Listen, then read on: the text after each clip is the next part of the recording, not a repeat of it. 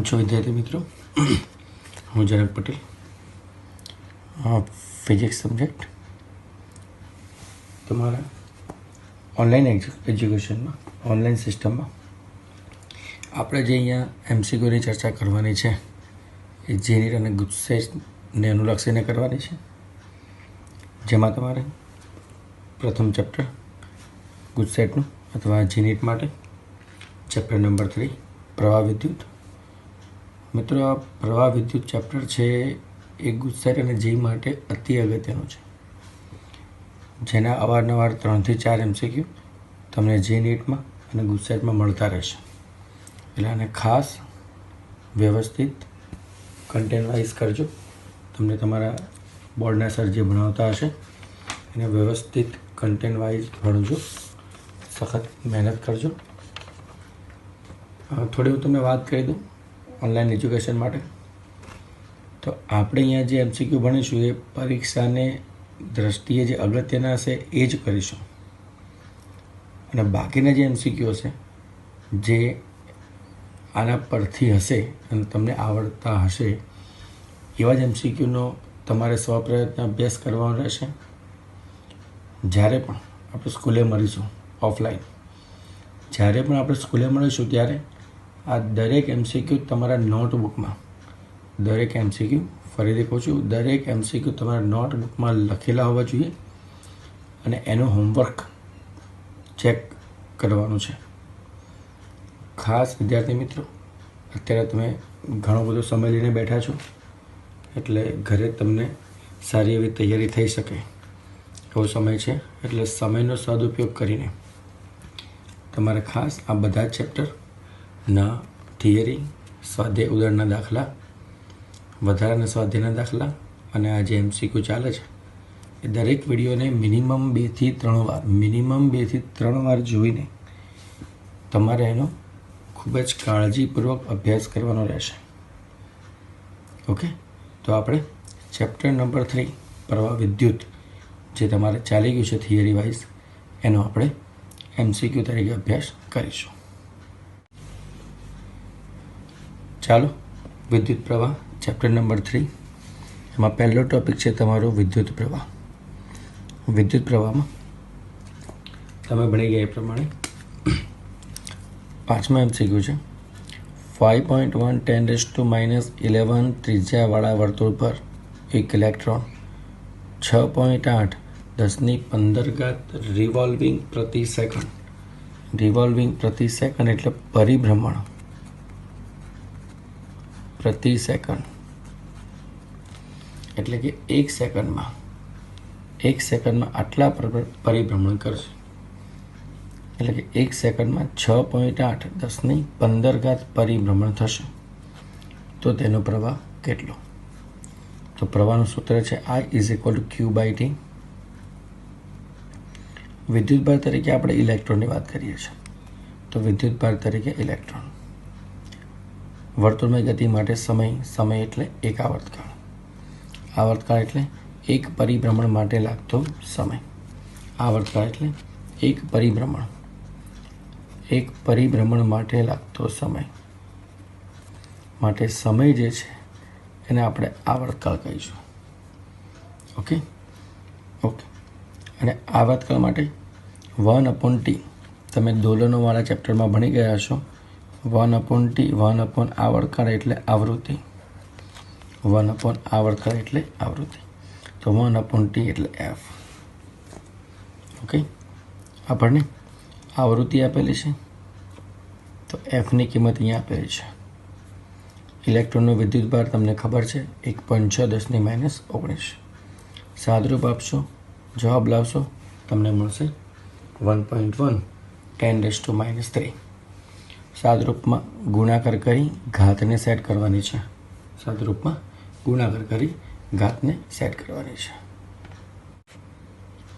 ચાલો, વિદ્યુત પ્રવાહના અનુલક્ષીને 8મા એમસીક્યુ. એક વાહક તારમાં વહેતો પ્રવાહ I જે સમય t સાથે નીચેના સૂત્ર પ્રમાણે બદલાય છે. આઈનું સૂત્ર આપેલું છે 2t + 3t². જ્યાં પ્રવાહ એ એમ્પિયરમાં છે અને સમય એ સેકન્ડમાં છે.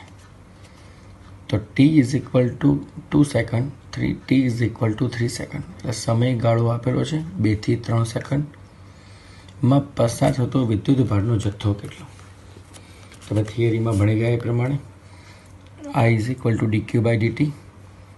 I is equal to dQ by dt એ તત્કાલીન પ્રવાહ કહેવાય.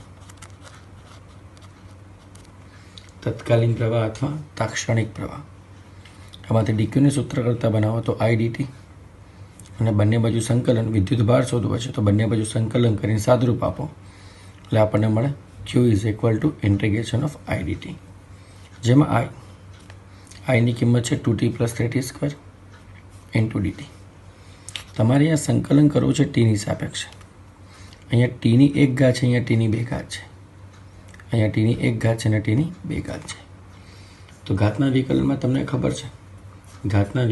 તમને ખબર છે કે જ્યારે કોઈ પણ ઘાતનું તમારે સંકલન કરવાનું હોય તો ઘાતના સંકલન માટે ધારો કે 1 ઘાત હોય તો ઘાતમાં 1નો વધારો અને એ વધારો છેદમાં. ધારો કે 2 ઘાત હોય એનું તમારે સંકલન કરવું હોય તો ઘાતમાં 1નો વધારો અને એ વધારો છેદમાં. રેડી? તો એવી રીતે ટીનું સંકલન, ટીની 1 ઘાતનું સંકલન t²/2 થશે. t²ની સંકલનની વાત કરીએ તો t³/3 થશે. રેડી? આના 2 ને આ 2 ઉડી જશે, અહીંયા 3 ને આ 3 ઉડી જશે એટલે જવાબ મળશે t² + t³. ઓકે, હવે તમારે સંકલનની લિમિટ મૂકવાની છે 2 અને 3. તો સંકલનની લિમિટ મૂકવા માટે ખાસ યાદ રાખવાનું, પહેલાં તમારે t બરાબર અપર લિમિટ અને પછી લોઅર લિમિટ મૂકવાની છે. તો પહેલાં t બરાબર 3 મૂકવાના અને પછી t બરાબર 2 મૂકવાના. પહેલાં t બરાબર 3 મૂકશો, આ બંનેમાં માઇનસ કરીને t બરાબર 2 મૂકવાના છે અને તમારે સાદરૂપ આપીને જવાબ 24 લાવવાનો છે. જવાબ કેટલો લાવવો છે? 24. ખાસ ધ્યાનથી જ્યારે પણ સંકલનની લિમિટ મૂકવાની આવે ત્યારે upper limit minus lower limit, એટલે જેની સાપેક્ષે સંકલન કરતા હોઈએ એના બરાબર એકવાર અપર લિમિટ લખવાની અને એકવાર લોઅર લિમિટ. આ તમારો મેથ્સનો કન્સેપ્ટ છે. રેડી? એટલે સંકલનના સૂત્રોને ખાસ ધ્યાનમાં લઈને તમારા દાખલો ગણવાનો રહેશે. ચાલો, વિદ્યુત પ્રવાહના અનુલક્ષીને 8મા MCQ. એક વાહક તારમાં વહેતો પ્રવાહ I જે સમય t સાથે નીચેના સૂત્ર પ્રમાણે બદલાય છે. Iનું સૂત્ર આપેલું છે 2t પ્લસ 3t², જ્યાં પ્રવાહ એ એમ્પિયરમાં છે અને સમય એ સેકન્ડમાં છે. તો t is equal two 2 second, t is equal two 3 second. એટલે સમયગાળો આપેલો છે 2 થી 3 સેકન્ડમાં પસાર થતો વિદ્યુત ભારનો જથ્થો કેટલો? તમે થિયરીમાં ભણી ગયા એ પ્રમાણે I is equal to dQ by dt. I is equal to dQ by dt એ તત્કાલીન પ્રવાહ કહેવાય. તત્કાલીન પ્રવાહ અથવા તાક્ષણિક પ્રવાહ. આમાંથી ડીક્યુને સૂત્ર કરતાં બનાવો તો I dt, અને બંને બાજુ સંકલન વિદ્યુત ભાર શોધવો છે તો બંને બાજુ સંકલન કરીને સાદરૂપ આપો એટલે આપણને મળે Q is equal two integration of I dt, જેમાં આઈની કિંમત છે 2t plus 3t² into DT. તમારે અહીંયા સંકલન કરવું છે ટીની સાપેક્ષે. અહીંયા ટીની 1 ઘાત છે, અહીંયા ટીની 2 ઘાત છે. અહીંયા ટીની 1 ઘાત છે અને ટીની 2 ઘાત છે. તો ઘાતના વિકલનમાં તમને ખબર છે કે જ્યારે કોઈ પણ ઘાતનું તમારે સંકલન કરવાનું હોય તો ઘાતના સંકલન માટે ધારો કે 1 ઘાત હોય તો ઘાતમાં 1નો વધારો અને એ વધારો છેદમાં. ધારો કે 2 ઘાત હોય એનું તમારે સંકલન કરવું હોય તો ઘાતમાં 1નો વધારો અને એ વધારો છેદમાં. રેડી? તો એવી રીતે ટીનું સંકલન, ટીની 1 ઘાતનું સંકલન t²/2 થશે. t²ની સંકલનની વાત કરીએ તો t³/3 થશે. રેડી? આના 2 ને આ 2 ઉડી જશે, અહીંયા 3 ને આ 3 ઉડી જશે એટલે જવાબ મળશે t² + t³. ઓકે, હવે તમારે સંકલનની લિમિટ મૂકવાની છે 2 અને 3. તો સંકલનની લિમિટ મૂકવા માટે ખાસ યાદ રાખવાનું, પહેલાં તમારે t બરાબર અપર લિમિટ અને પછી લોઅર લિમિટ મૂકવાની છે.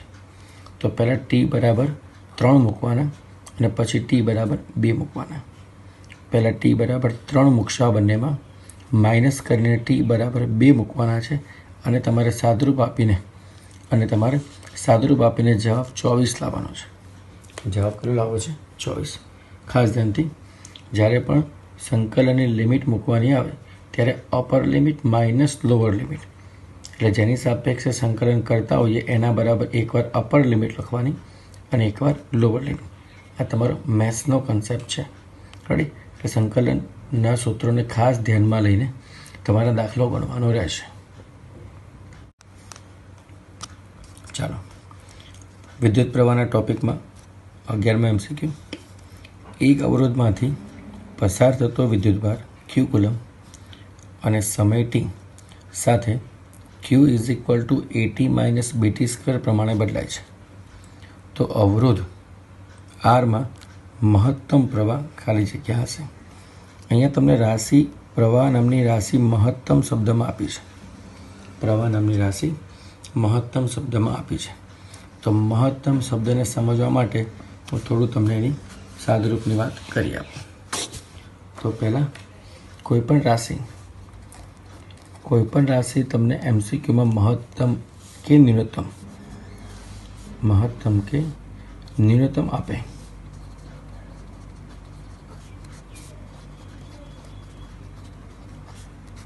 મહત્તમ કે ન્યૂનતમની વાત કરે તો તમારે ખાસ ધ્યાન રાખવાનું છે, આ જે રાશિનું સમીકરણ આપેલું હોય એ સમીકરણનું પહેલાં પ્રથમ વિકલન કરવું, એકવાર વિકલન કરવું.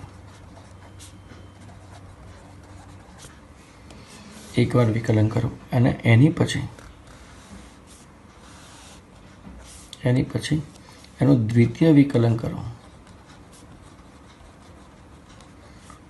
અને એનો જવાબ જો ધન આવે, દ્વિતીય વિકલનના સાદુરૂપમાં જવાબ તમને ધન આવે તો આ જે રાશિ છે એ રાશિ ન્યૂનતમ કહેવાય. અને જો દ્વિતીય વિકલન કર્યા પછી જવાબ ઋણ આવે તો આ રાશિ મહત્તમ કહેવાય. પણ આપણે ચેપ્ટરમાં અને આપણે 12th સુધી અહીંયા સુધીનો જ કન્સેપ્ટ છે, આગળ આપણે જવાનું નથી. તો મહત્તમ કે ન્યૂનતમ એ જાતે ચેક થઈ જશે. તમારે ખાલી એટલું જ કરવાનું છે કે પ્રથમ વિકલન તમારે રાશિનું મૂલ્ય શોધવું છે. તો પ્રથમ વિકલન 0 કરીને આગળ વધવું. મહત્તમ કે ન્યૂનતમ તમારે ચેક કરવાનું નથી. તમારે ખાલી આટલું જ કરવાનું છે, જે કંઈ પ્રથમ વિકલન કરો છો રાશિનું એ રાશિ બરાબર 0 લખીને પછી આગળ સાદરૂપ આપીને કિંમત શોધવાની છે. એટલે ખાસ મહત્તમ અને ન્યૂનતમનો કન્સેપ્ટ આપણે યાદ રાખવાનો રહેશે. ચાલો આગળ દાખલામાં શું છે ચેક કરી લઈએ. તો Q = AT - BT² છે. Q = AT - BT². મેં તમને કીધું એ પ્રમાણે પહેલાં આ રાશિનું શું કરો, એકવાર વિકલન એટલે પ્રથમ વિકલન 0 કરીને સાદરૂપ આપી દેવાનું છે. તો આનું પ્રથમ વિકલન dq/dt. હવે dq/dt એટલે પ્રવાહ જ મળે. dq/dt એટલે પ્રવાહ. હવે આનું વિકલન કરવું છે, રેડી? તો AT - BT² વિકલન તમને ખબર હશે. AT - BT² વિકલન A - 2BT થાય. A - 2BT. અહીંયા A પાસે Tની 1 ઘાત છે અને B પાસે Tની 2 ઘાત છે. તો હું તમને Tની 2 ઘાતનું વિકલન કહી દઉં છું. Tની 2 ઘાતનું વિકલન ઘાત આગળ અને ઘાતમાં 1નો ઘટાડો, આ પ્રમાણે તમારે સાદરૂપ આપવાનું રહેશે. તો A - 2BT. મેં તમને કીધું એ પ્રમાણે પ્રથમ વિકલન કરી એની સામે બરાબર શું લખી નાખવાનું છે? 0. પ્રથમ વિકલન કરી એની સામે બરાબર લખવું છે 0. મેં કીધું એ પ્રમાણે I મેક્સિમમ થવા માટે dq/dt શું થવું જોઈએ? 0. તો આના બરાબર 0 લખી નાખો. A - 2BT. રેડી? તો I મેક્સિમમ માટે અહીંયા સમયની વાત કરીએ t. તો આ 2BT પેલી બાજુ જશે, 2BT પેલી બાજુ. રેડી? તો t બરાબર શું થશે? A/2B. t બરાબર શું થશે? A/2B. ટુ બી. રેડી? તો આ મૂલ્ય માટે સમયના આ મૂલ્ય માટે પ્રવાહ કેવો થશે? તમને મેક્સિમમ મળશે.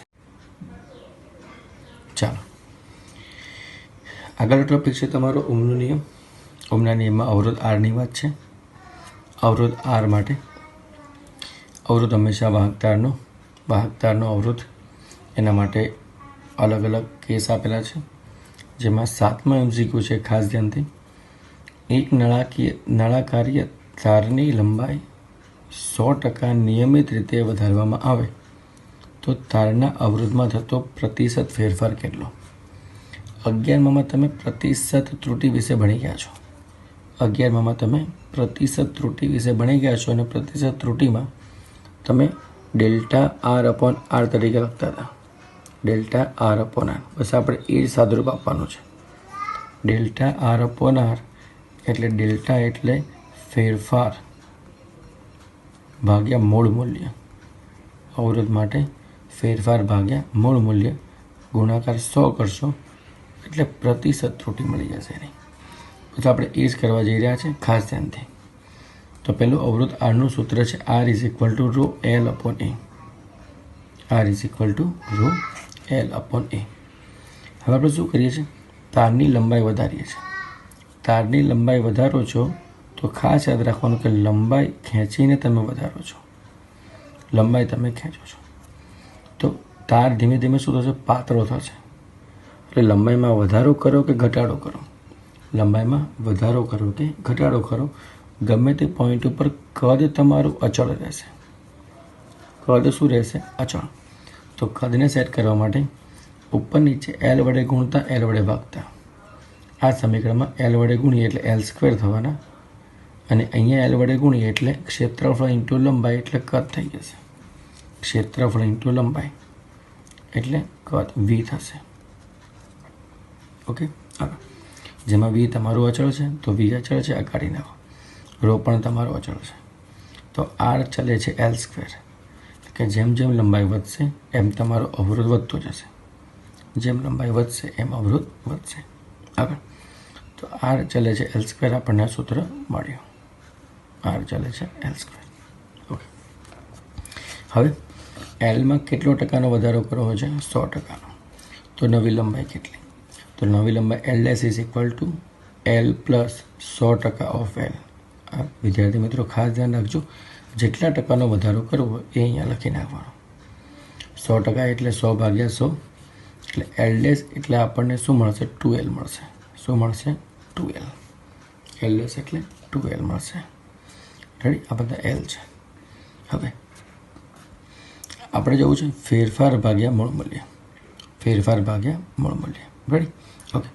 હવે ફેરફાર ભાગ્યા મૂળ મૂલ્ય માટે કરવાનું શું છે આપણે? તો આ ડેલ્ટા R એ ફેરફાર છે. ડેલ્ટા R એ શું છે? ફેરફાર. અંતિમ ભાગ્યા પ્રારંભિક. અંતિમ ભાગ્યા પ્રારંભિક. રેડી? ઓકે. જેમાં 2L અહીંયા L² છે. નવી જે લંબાઈ છે એ અવરોધમાં કયા ચલનમાં આવે? સ્ક્વેરના ચલનમાં આવે. અવરોધમાં સ્ક્વેરના ચલનમાં.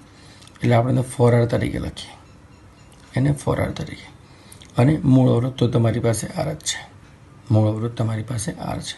એટલે 4 - 1 એટલે 3R થવાના. 4 - 1 એટલે 3R તમને મળશે. ઓકે. તો આપણને મળ્યો ફેરફાર. ફેરફાર કેટલો મળી ગયો આપણને? Delta R 3R. મૂળ અવરોધ તો R જ છે આપણી પાસે, તો 3R/R × 100. 3R/R × 100 એટલે RR કેન્સલ, તમને મળશે 300%. RR કેન્સલ, તમને મળશે 300%. ઓકે. આની એક શોર્ટકટ છે. આની એક શોર્ટકટ મેથડ છે. ખાસ ધ્યાનથી યાદ રાખવાનું, જ્યારે પણ અવરોધમાં ફેરફાર કરો છો, લંબાઈમાં ફેરફાર કરીને, લંબાઈમાં વધારો ઘટાડો કરીને જ્યારે પણ અવરોધમાં ફેરફાર કરો છો, તેના માટે આ સૂત્ર યાદ રાખવાનું. એના માટે સૂત્ર x + 200/100. એની શોર્ટકટ છે. આટલો લાંબો દાખલો ન ગણવો હોય તો આ પ્રમાણે દાખલો તમે ગણી શકો છો. x એટલે જેટલા ટકાનો વધારો કરવો છે લખી નાખો.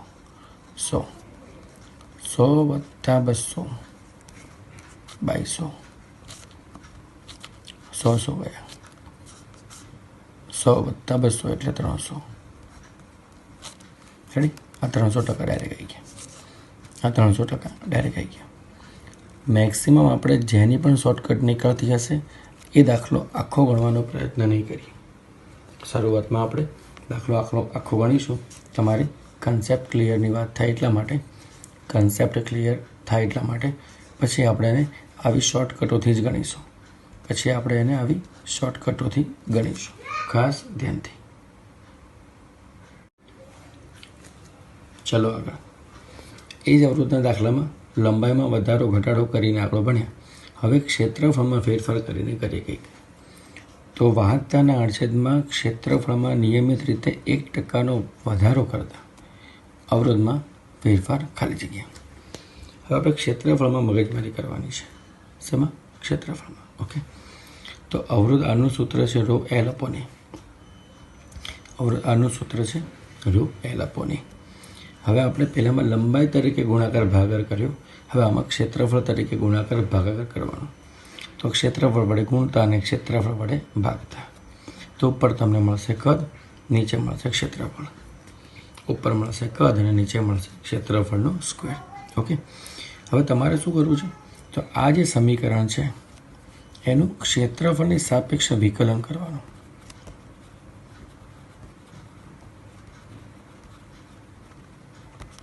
કોની સાપેક્ષે? ક્ષેત્રફળ સાપેક્ષે વિકલન કરી. પહેલાંમાં પણ તમે લંબાઈ સાપેક્ષ વિકલન કરો તો પણ જવાબ તો આવે, એમાં કશી ખાસ નથી વાત. ઓકે.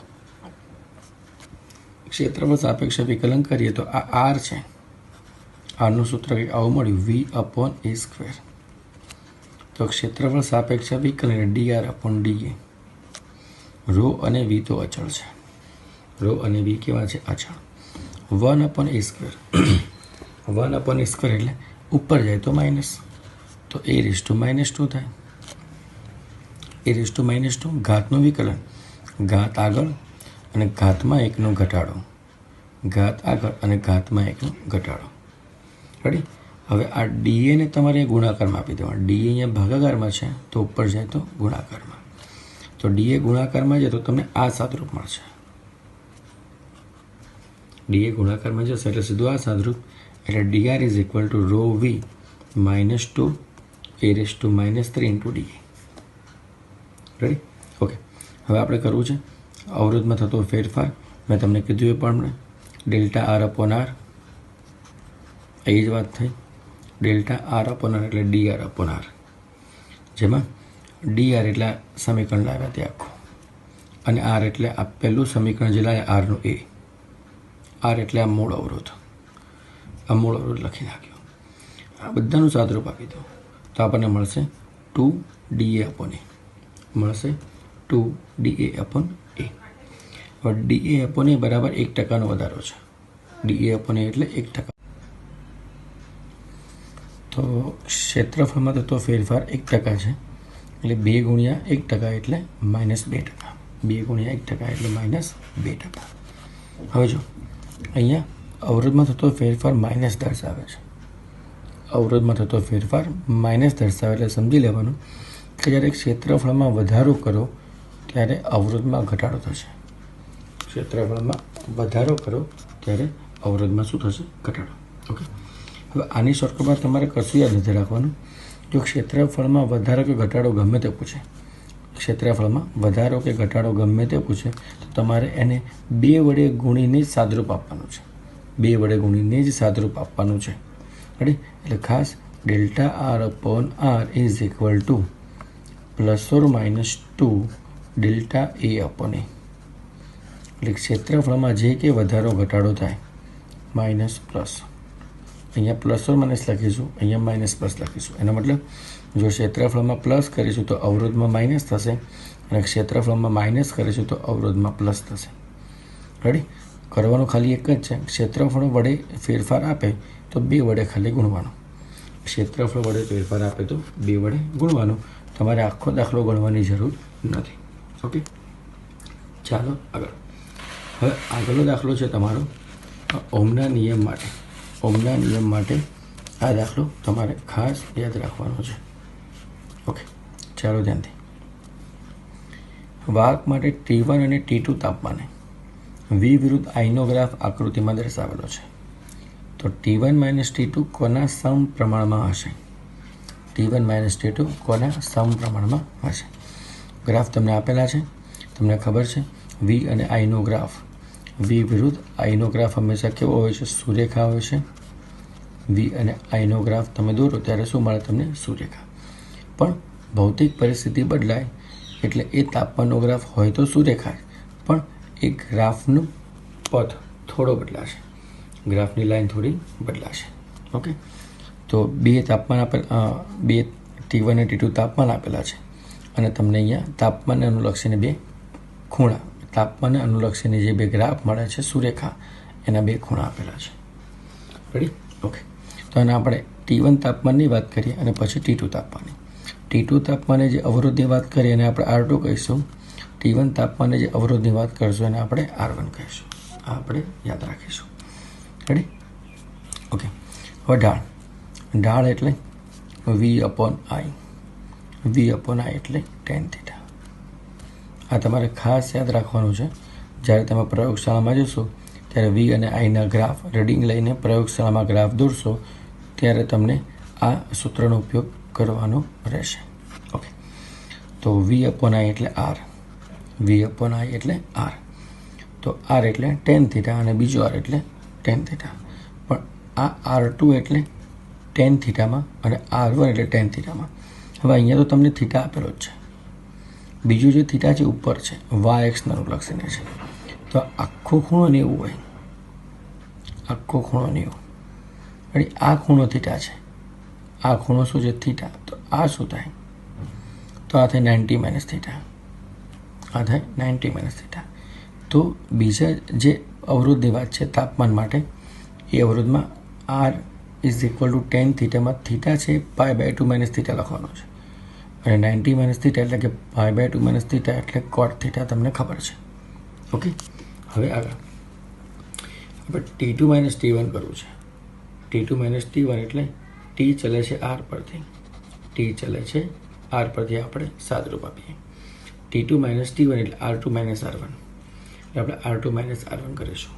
રેડી? R2 એટલે cot θ અને R1 એટલે tan θ. cot θ - tan θ. cot θ એટલે cos/sin, tan θ એટલે sin/cos. આનું લસાલીને સાદરૂપ આપીશું. આ પદનો લસાલીને સાદરૂપ તમને આ મળશે. ઓકે,